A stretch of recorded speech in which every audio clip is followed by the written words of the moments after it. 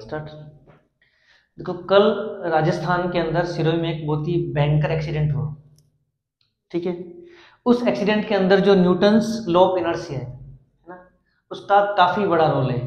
अपने आम जीवन में विज्ञान किस प्रकार जुड़ी हुई है उसके बारे में आज अपन बात करेंगे और ये एक नियम भी सीखेंगे।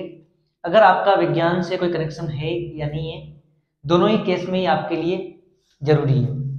न्यूटन का जो लॉ ऑफ इनर्शिया है ना, लॉ ऑफ मोशन का जो पहला नियम है, वो ऐसा कहता है कि कोई भी चीज अपनी इनिशियल पोजीशन में परिवर्तन का विरोध करती है। जैसे मान लो आपके पास कोई सामान पड़ा है ऐसे, ठीक है, ये अभी रेस्ट में है, मतलब विराम अवस्था में है, रुका हुआ है। तो अगर आप इसको धक्का नहीं देंगे, बाह्य बल मतलब एक्सटर्नल फोर्स लगेगा, जब तक आप इसको धक्का नहीं देंगे ये अपनी जगह नहीं छोड़ेगा।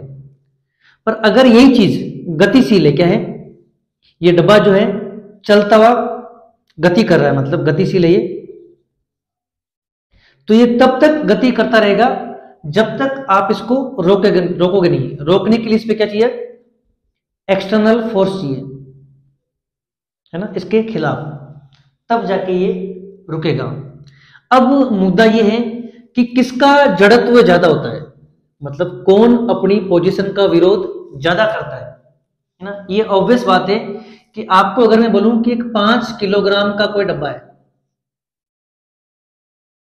ठीक है, और एक 100 किलोग्राम का कोई डब्बा पड़ा है पास,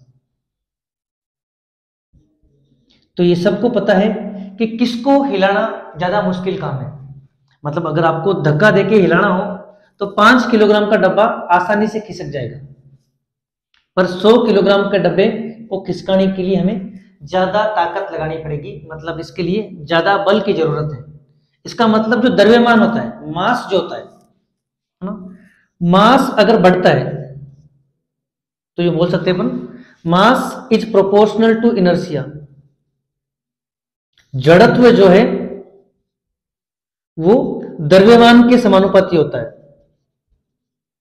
ठीक है, द्रव्यमान और भार जो है वैसे अलग अलग चीजें हैं, पर अपन आम तौर पर सुविधा के लिए अपने सामान के चलते हैं, जिसको अपन आम जीवन में भार कहते हैं, अपना वेट कहते हैं, उसको अगर मास लेके चले, है ना, तो अपने लिए समझना आसान हो जाएगा। तो होता क्या है कि जिसका भार कम है, आम भाषा में उसका जड़त्व कम है, जिसका भार ज्यादा है उसका जड़त्व ज्यादा है। तो केस क्या था कि एक ट्रक के अंदर 19 टन वजन की एक मशीन रखी हुई थी। टन का मतलब होता है 1000 किलो, लगभग 19,000 किलोग्राम की एक मशीन थी। ठीक है, अब ट्रक चल रहा है मान लो 60 की स्पीड से, 60 किलोमीटर पर आवर। अगर ट्रक की स्पीड है 60 किलोमीटर पर आवर, तो क्या होगा कि उसको रोकने के लिए अगर मान लो ट्रक ने अचानक से ब्रेक लगा दी है, जैसे मान लो ये ट्रक की ट्रॉली है, इसके अंदर वो मशीन पड़ी है ऐसे, ठीक है, तो अगर ट्रक की स्पीड 60 किलोमीटर पर आवर है तो इस मशीन की स्पीड भी सेम ही होगी, क्योंकि मशीन ट्रक के साथ साथ चल रही है।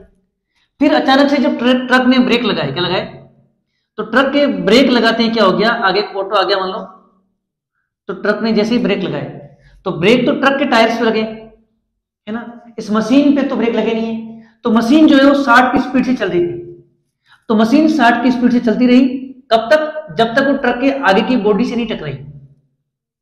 और इतने वजन की मशीन जब इस स्पीड से चल रही हो तो उसको रोकने के लिए बहुत ज्यादा बल की जरूरत होती है, जो इस ट्रक की बॉडी में नहीं था। तो ये मशीन इस ट्रक की बॉडी को, है ना, रौंदते हुए आगे वाले ऑटो पे जाके गिर गई।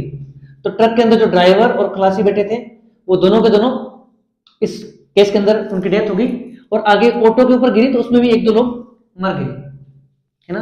तो ये बेसिक नॉलेज है कि अगर आपके पास इतना भारी सामान रखा हुआ है तो आपको अपनी स्पीड बहुत ही कम रखनी चाहिए, क्योंकि अगर आप ज्यादा स्पीड में ब्रेक लगाएंगे तो आप ट्रक को तो रोक देंगे, पर पीछे पड़ी मशीन पे ब्रेक नहीं है ना, उसको आप नहीं रोक पाओगे। और इस गति से चलते हुए इतने मास को रोकने के लिए आपको बहुत ज्यादा भारी फोर्स की जरूरत पड़ेगी। इसलिए ये बहुत सारी छोटी छोटी बातें हैं जो आपके जीवन में बहुत ज्यादा इंपैक्ट डालती है। तो कहीं पर भी आपको ध्यान रखना है कि कोई भारी चीज अगर गति करती हुई आ रही है ना, तो उसको रोकने के लिए ज्यादा बल की जरूरत होती है, हल्की चीज को रोकने के लिए कम बल की जरूरत है। तो भारी मशीनरी को चलाते समय या उसको कैरी करते समय आप अपनी गाड़ियों की स्पीड कम रखें। धन्यवाद।